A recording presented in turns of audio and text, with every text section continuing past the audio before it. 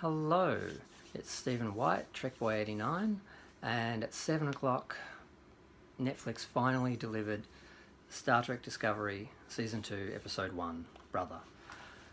Well, it was a huge improvement. They address a lot of issues that fans had concerns with, which we kind of knew they were going to do because they'd be stupid not to, and they were promising it. They explained the uniforms. They were new. The Discovery uniforms were older. And I think one of the books established that the Constitution class ships, more important ships, already had those uniforms. So that works. So at the end of the series, everyone will have those uniforms. They'll phase out the Discovery ones. That's fine.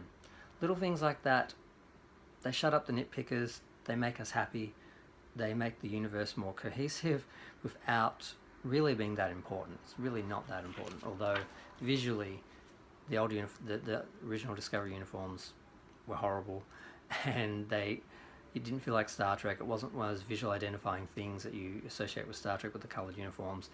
Taking that away, you couldn't look at the show and go, oh, it's Star Trek, because it just looked like any other science fiction show. Babylon 5, any of those shows with the blue militaristic uniforms. So that was a nice touch. They actually made an attempt to establish an ensemble feeling to the show, where all the characters were involved. They all had lines. They were all a crew now, whereas in the Lorca days they weren't, and they basically blamed all that on him, which was smartest. They basically had Pike saying to the crew, I know he betrayed you, I'm not him, this is how a ship is supposed to be, this is how a crew is supposed to be. And he literally asked for a roll call on the bridge where everyone gave their names, and these characters that were basically just there to feed lines to support Burnham's story. It was all about Burnham. They have a bigger role. Whether they actually have full-on character moments and episodes like the original Star Trek characters and Next Gen and all that had, probably not, because with 15 episodes you don't really have time to give characters a whole episode, which does hurt the characters because you don't have time to live with them and grow with them and learn who they are. They're just in service of the story still, but at least the story's a bit bigger and it's more evenly spread around. Burnham still had her Mary Sue moments, but I don't know if the whole Vulcan upbringing and Sarek sharing his Katra can really give her what... It's almost like she has moderate superpowers. She doesn't... It's like, I don't think it's totally a Mary Suing. I think it is supposed to be part of her character and her being that she is sort of a little superhuman by those two elements, the Sarek element, the sharing of the Katra and the actual education and that, but that's pretty thin. So they need to lay off Burnham, make it not be all about her. And I know the original premise was it was going to be one character that we follow, not an ensemble cast, but Star Trek is about ensemble cast. It's about diversity. It's about people needing to use their differences and coming together to solve problems, and that was really well set up in Star Trek Beyond. But it's not just something for one episode or one movie. It should be what Star Trek as a series and the franchise is about. So they need to focus more on the crew, on the ensemble, and not have it all be about Michael Burnham, which will make the Mary Sue-ness a lot more palatable. So, what else was there? I literally have notes. Yeah, the spirit was a lot lighter, the mood was a lot lighter. Pike really has made a huge difference, and he's obviously going to help Saru and other members, encourage them to be better leaders. And the story was interesting. You don't quite know where they're going with it. I'm afraid it's going to be somewhere bad, but it may not be. They may find a middle ground and be able to actually suggest ideas without making the religious right happy in America and basically putting God and religion into Star Trek in a way. So hopefully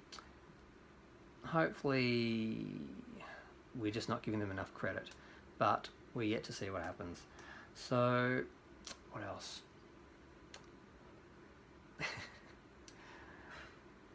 Yeah, it was good. I enjoyed it.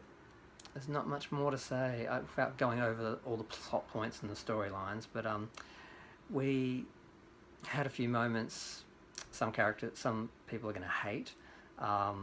The science officer, who was a white male, was very arrogant, and he was killed off very early in a moment of arrogance and telling Burnham that she was wrong, and basically, yeah. So people are going to hate that. They're going to say social justice warrior moment. So, and it was a bit of a whoa shit moment, because you didn't expect him to go out that soon. And it worked better than some of the other deaths, which seemed like they were just there for the sake of it. And there are a few tech problems which Trek Yards have already looked at, or brought up, which are interesting. Some they can probably explain that you can make excuses for, and I don't know if they really matter too much. The spacesuits, they basically are different. You don't remove your helmet. It's basically parts all built in, and I don't know what they call that technology, but it basically just comes together around the person. Things like that, which obviously they didn't have in any of the other Star Trek series or even the movies. Well, the idea is they want to reflect the future of our technology and not reflect the future of our technology from 20 years ago that we were portraying on Star Trek. And that's one concession which I can give them, but there's no reason why they can't explain it. There's no reason why they can't say there's a reason that that technology doesn't get used later or in a particular time or something,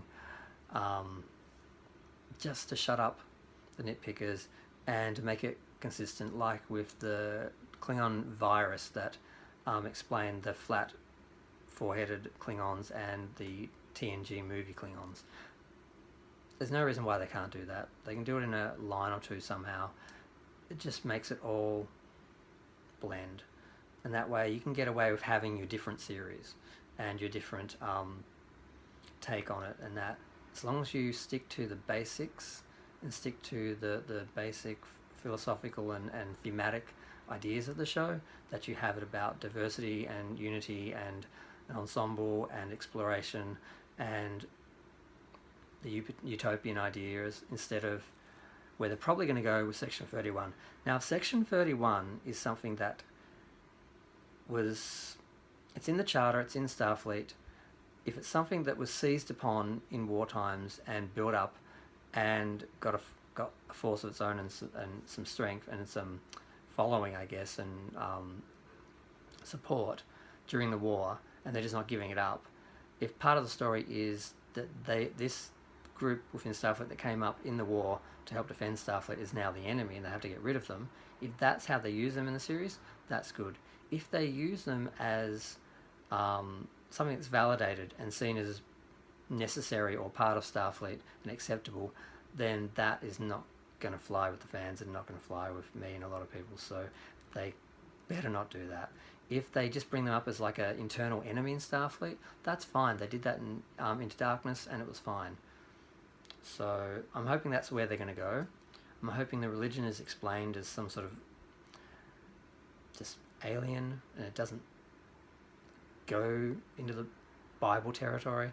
And I'm hoping Section 31 is something that is defeated or amended on some level, that doesn't just continue on and be something that's acceptable in Starfleet, because it's something that would not be acceptable in Starfleet. It's not something Gene Roddenberry built in. It's something the Deep Space Nine creators put in because they wanted a darker version of Starfleet and they wanted to go against what was already established in Next Gen because they didn't like the tone of Next Gen.